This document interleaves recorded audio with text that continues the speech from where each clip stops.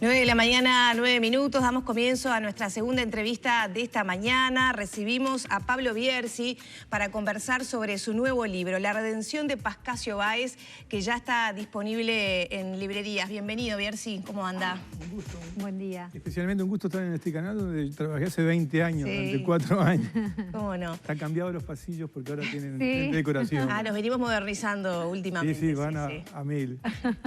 Bierzi, bueno, ¿por qué ahora hablar de la redención de Pascasio Báez? Capaz que está bueno comenzar haciendo como un pequeño resumen de esta historia. Mucha gente le suena el nombre, pero no tiene muy claro la historia de este peón rural que accidentalmente se encontró con una tatucera, que allí terminó siendo asesinado después de algunos días de estar privado de libertad a manos de Tupamaros. Perfecto. Sí, el disparador final es una obra que la vengo trabajando hace muchísimos años, pero el disparador final fue la pandemia. O sea, la pandemia, a mi juicio, nos reseteó la historia. No digo que nos obliga, pero nos compromete, al menos a mi generación, a un sinceramiento. Me parece que estuvimos tan cerca de la muerte, la vimos cerca, fue trágica, es trágica.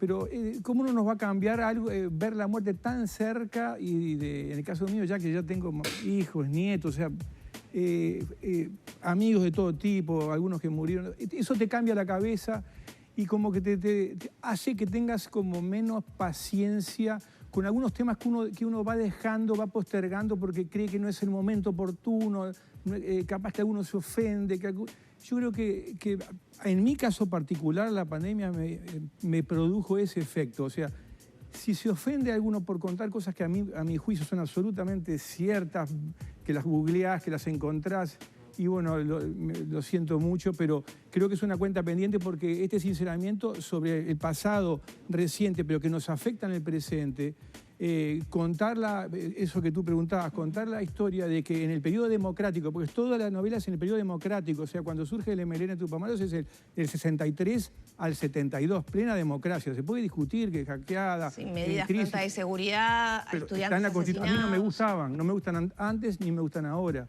pero están en la Constitución.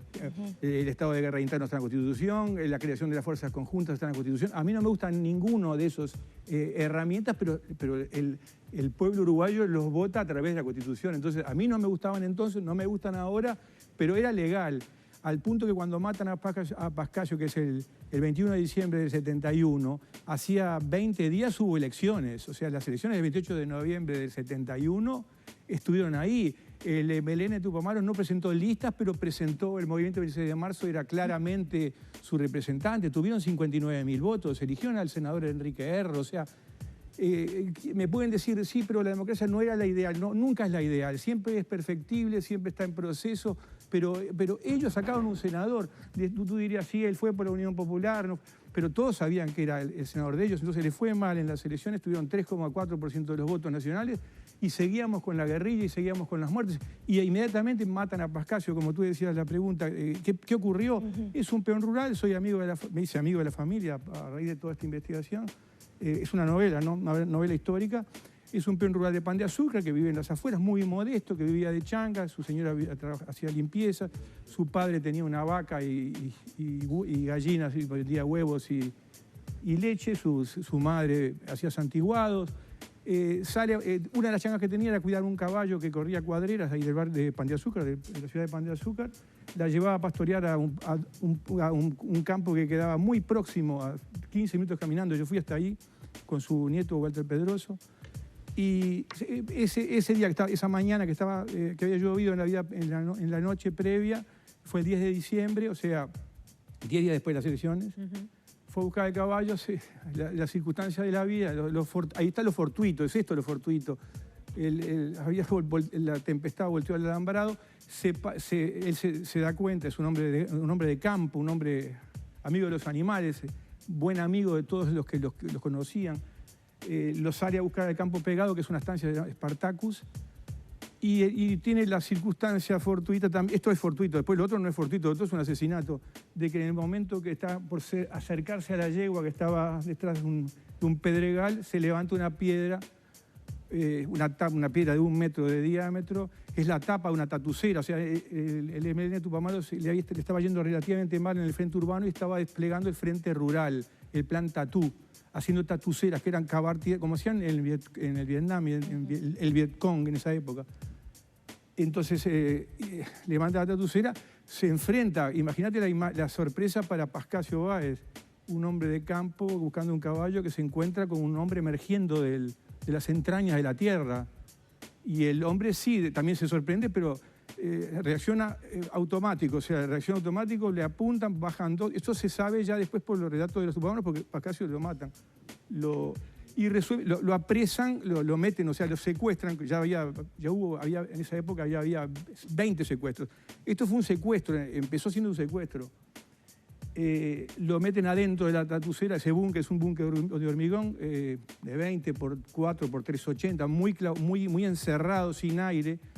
Hay dirigentes tupamaros escriben en libros, ¿no? que sufrió claustrofobia esos 10 días. Y sí, digo, es un hombre del aire libre. Digo, claro.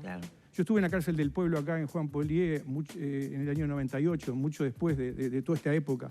Todo en democracia, 63 a 72, ustedes son muy chiquilines, pero todo en democracia. Y uno sí sufre claustrofobia. Yo fui con el primer secuestrado, que fue Ulises Peria Reverbel, que lo secuestraron en el 78, y después estuvo 1 año y 2 meses ahí. Yo me acuerdo que él estaba paradito ahí, yo me acosté donde él estuvo 1 año y 2 meses, y te sentís morir, o sea, claustrofobia, desesperación. Yo quiero ahorcarme, no puedo vivir.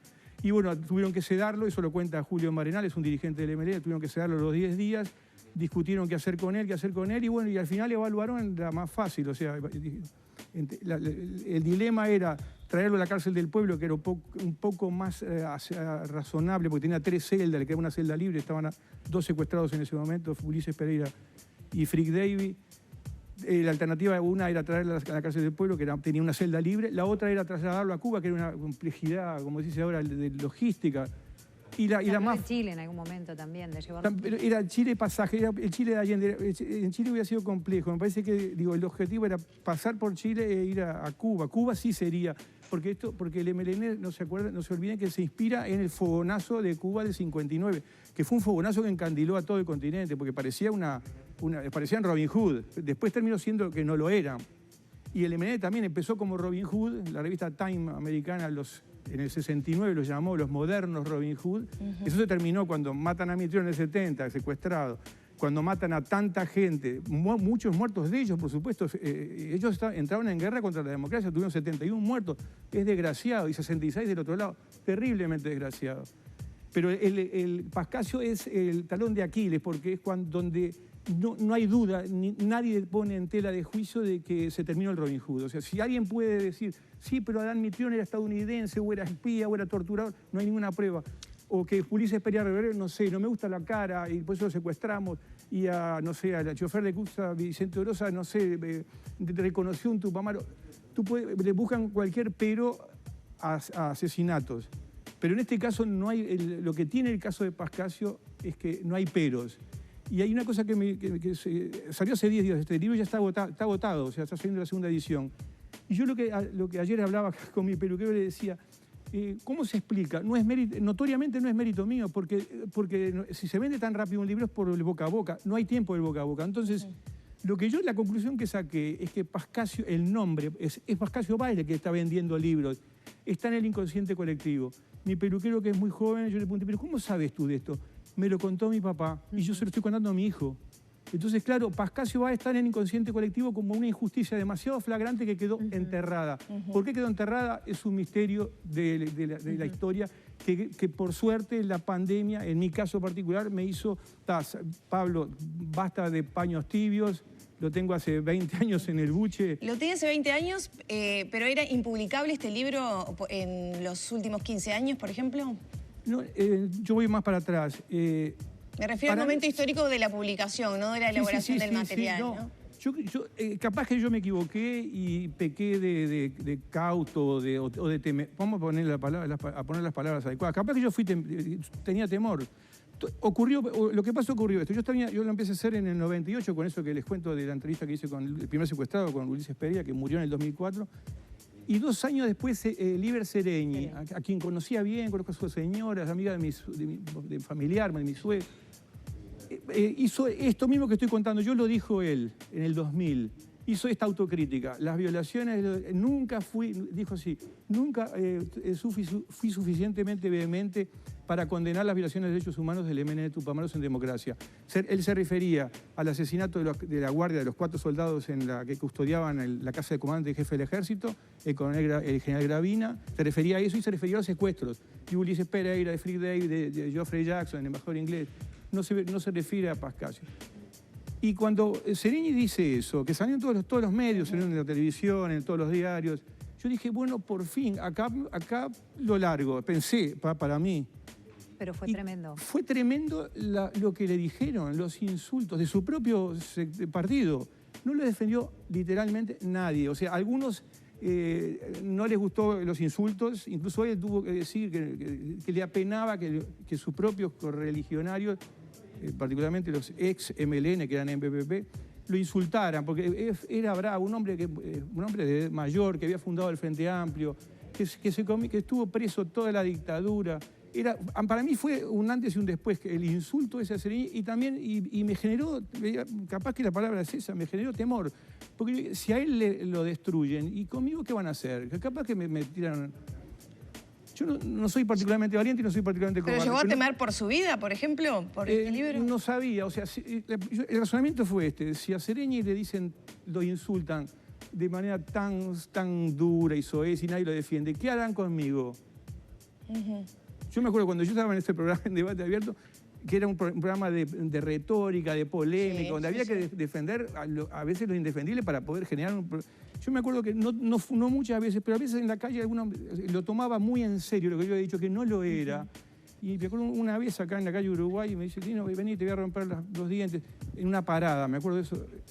Yo dije, y yo le traté de explicar, y la persona quería romperme los dientes, literal. Yo no iba a pelearme, digo, bueno, la dejamos acá. Digo, yo tenía ese antecedente que no tiene nada que ver, pero capaz que me asusté. Claro, Piercy, justamente haciendo referencia a eso, y usted hace minutos decía, igual es una novela. Sin duda. Justamente con lo delicado del tema, Exacto. con lo sensible que es para la sociedad, más allá de que sí pasaron muchos años, sigue siendo parte de una de las heridas más grandes que siguen abiertas, por Totalmente. supuesto. ¿Dónde está ese punto de referencia de, bueno, los hechos son reales, pero también hay cosas noveladas? Claro, ¿Hasta qué punto se corre ese riesgo del equilibrio necesario? ¿Por qué es una novela histórica y no un libro no un documental, un documental o no un libro de historia? Claro. Porque el impacto es completamente diferente. Si la novela, o sea, si se agota en 10 días, la novela histórica tiene la ventaja del impacto. Es como hizo Truman Capote con La Sangre Fría, el asesinato de aquella familia en Texas. Sí. ¿Por qué noveló? Él le llamaba una novela de no ficción. ¿Por qué lo noveló? ¿Por qué noveló Vargas Llosa, La Fiesta del Chivo, La Caída de Trujillo? Porque el impacto es diferente. Porque trabajás con la racional, con los hechos, porque tiene un anclaje histórico totalmente fuerte. O sea, yo quiero que cualquiera que tenga duda googlee y encuentre todo lo que está ahí. Salvo lo que son los personajes de ficción.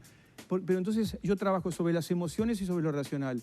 Y eso permite que yo salga con el lector desde este punto y llegue al otro extremo, después de un largo viaje, que es lo que dura la lectura, puede ser un día, puede ser 2, que me acompaña, yo a él y él a mí, y llegamos a un lugar desde donde el paisaje es diferente. Y eso lo logra, desde mi punto de vista, las novelas históricas. Tienen esa fuerza porque trabajan también sobre las emociones. O sea, trabajan sobre la historia, que es ese anclaje al que me refiero, que todo lo puedes googlear, pero también sobre las emociones. O sea, yo quiero que incluso que el lector se empatice en cierto modo, porque también quiero que la redención sea de los dos lados, o sea, redención en el sentido de liberación. Por Pascasio, que es un crimen infame, donde yo digo la distancia entre el asesino y la víctima es tan grande que lo eleva a él a la categoría de héroe cívico. Entonces yo busco que empatice con el asesinado, con la víctima, pero también en cierto modo busco una redención para todos esos amigos míos exguerrilleros que se arrepienten, que se metieron en un corral de ramas, Entonces, también busco una redención para el asesino. Bueno, y eso es ficción. Yo quería preguntarle sobre eso, porque de alguna manera en los últimos años venimos hablando de grieta, ¿no? Capaz que un poco por lo que se impone en Argentina y nos viene para acá también, donde, bueno, vemos quizá posiciones más extremas o menos comprensivas del otro, aunque no esté de acuerdo, ¿no? Pero igual intentar el ejercicio de comprenderse.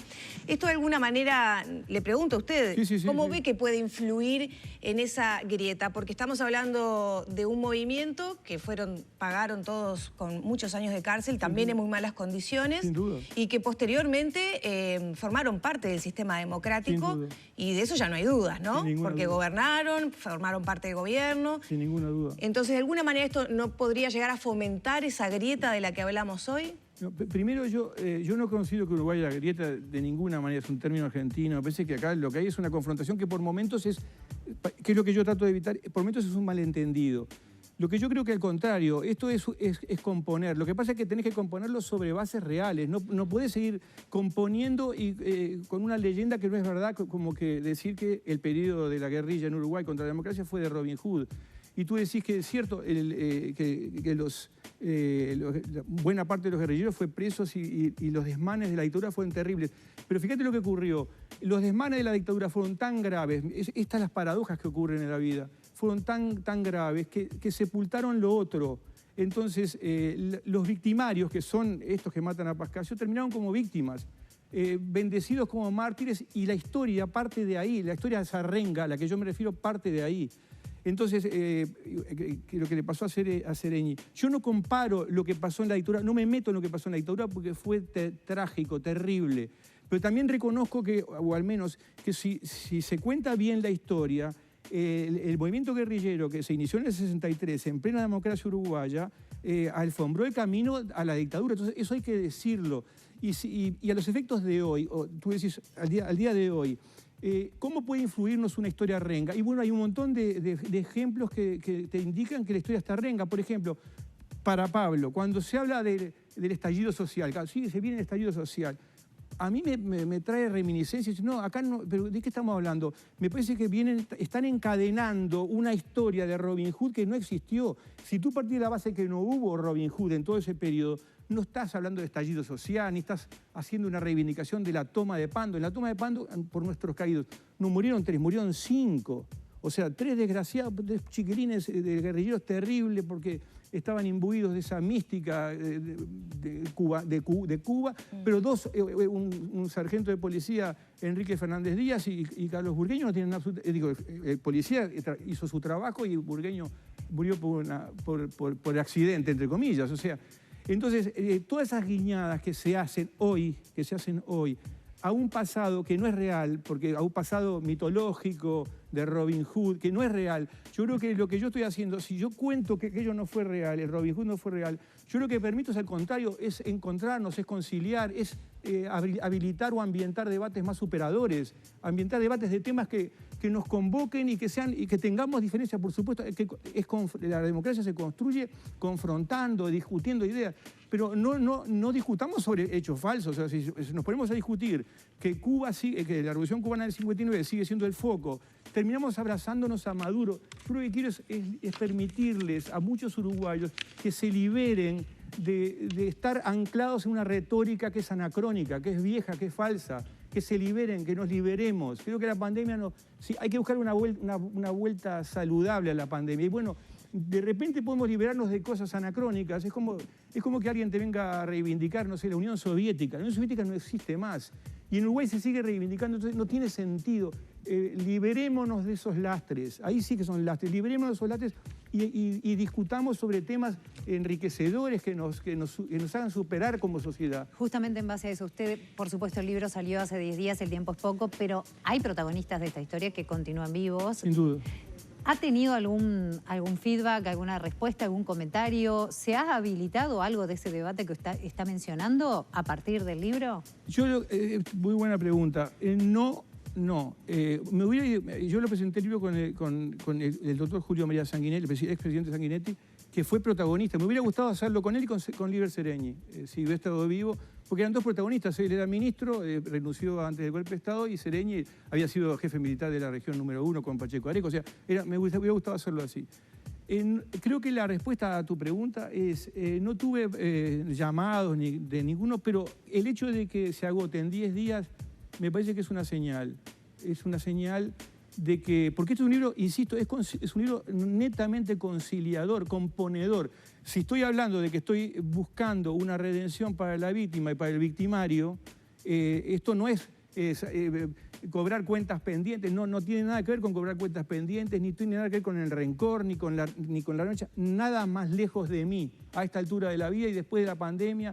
Después de la pandemia Uruguay tiene la posibilidad, insisto, de eso, de mirar, ¿viste cuando tú iluminás una zona que está oscura y ves un paisaje diferente? Bueno, yo creo que hay que mirar un paisaje nuevo, pero no podemos estar anclados con una cosa que fue errónea. No podemos seguir diciendo que el MLN en la democracia fue el Robin Hood y vamos al estallido social como en Cuba. No tiene sentido. Superemos el Cuba del 59, superemos a Nicolás Maduro, superemos. Esa es mi opinión. Y afirmar que fue la principal causa de la llegada de la dictadura, ¿no es también reducir un poco esa visión? Pero yo no dije que es la principal causa, dije que alfombró el camino. La palabra, el giro textual que yo usé es alfombró el camino, facilitó las cosas. Fueron muchísimas las causas. La democracia estaba en crisis.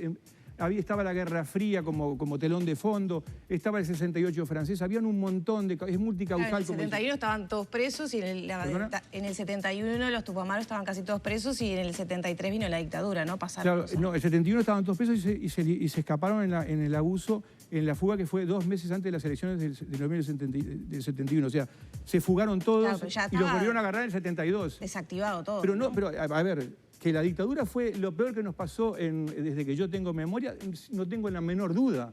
Pero una cosa, esto alfombró el camino de algo terrible, pero el hecho de que sea terrible, lo que vino después, no bendice o no convierte en héroes a lo que sucedió antes. Tenemos que mirarlo con los mismos lentes, o sea, ponerle el mismo lente para analizar los hechos que sucedieron en la dictadura, donde yo no me meto para que no se generen malentendidos, sino que pongo el lente en lo previo, en el periodo democrático, puramente democrático. Lo que sí podemos discutir es si era democracia o no democracia. Y yo tengo la misma opinión, opino igual que los que son más críticos con el periodo.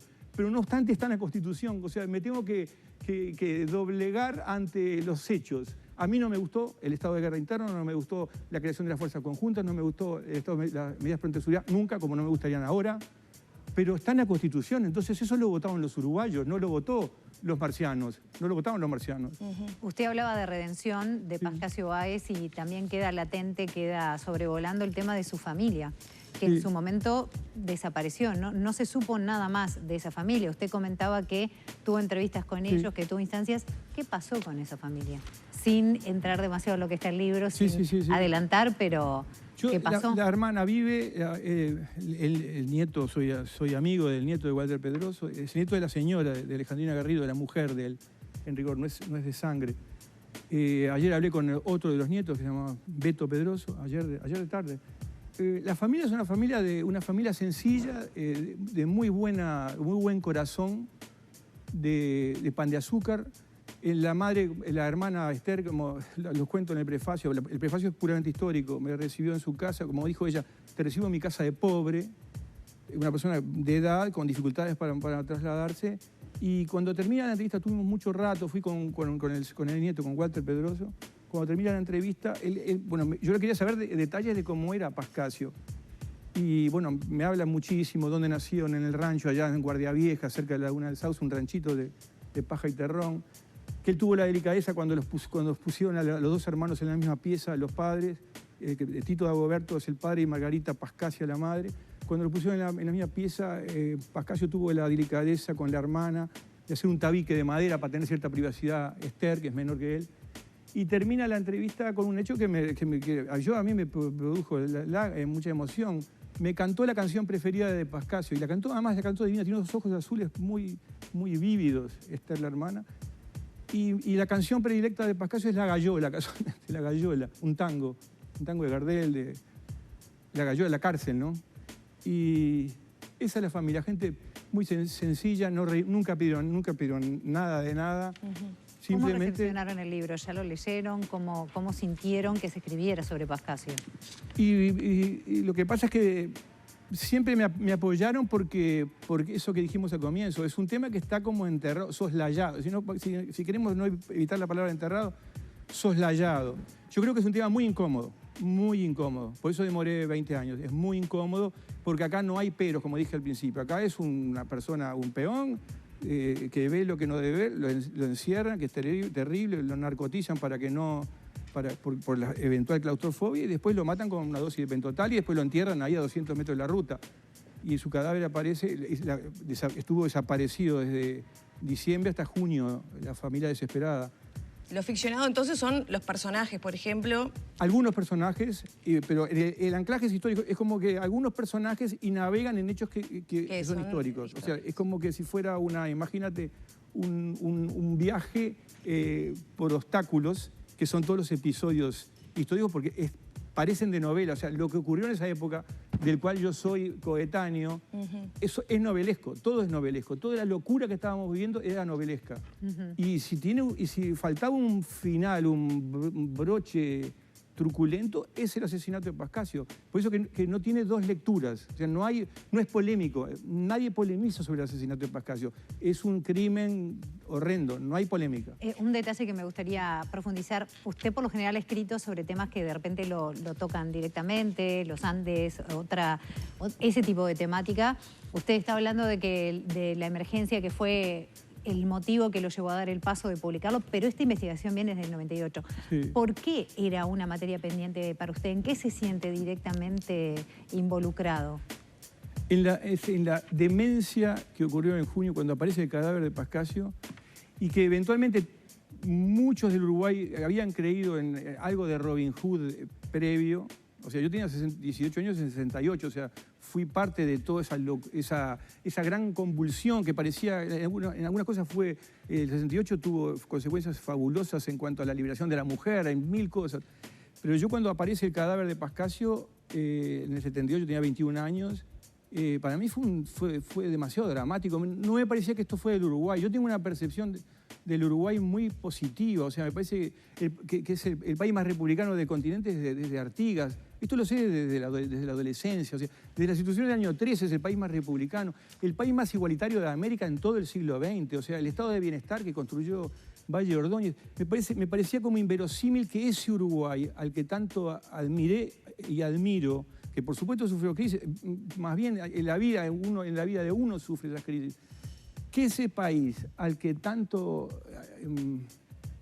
admiré desde toda mi vida, el país más igualitario de América, disparado por lejos, la democracia más afianzada, lo es hoy, con la dictadura en el medio y el periodo de Terra en los 30, que ese país que ambientara o ocurriera una demencia, un desvarío por ideas mesiánicas que pueden enceguecer tanto a los hombres para que ocurra ese hecho que es simbólico, porque hay hechos que son simbólicos, como que representan toda una... no sé, tú miras a la carita de Ana Frank, vos miras una carita, es una niña de 15 años encerrada en Holanda en los cuartos del fondo y que escribió un diario, pero yo miro la carita de Ana Frank y para mí es el holocausto. O sea, yo veo la carita y es todo, eso es lo que tienen los símbolos. Vos ves, yo veo a Pascasio y me enternece, me emociona, porque representa el desvarío a los que los seres humanos podemos llegar. Y yo intento con esto, mi pequeñísimo aporte, para que no entremos más en desvaríos. Tratemos de debatir y pelear, no discutir. Trabajé en un programa de debate, de polémica, de confrontación, pero sobre temas que sean reales, no sobre fantasías. El libro está agotado. Pero algunos quedan, o sea, están reponiendo y están en la imprenta. Ya se viene la segunda edición en pocos días, entonces. Sí, exactamente. Pablo Bierzi, muchas gracias por estos minutos. Un placer estar con ustedes. Cerramos entonces por aquí la entrevista, ya son las 9 de la mañana, 38 minutos.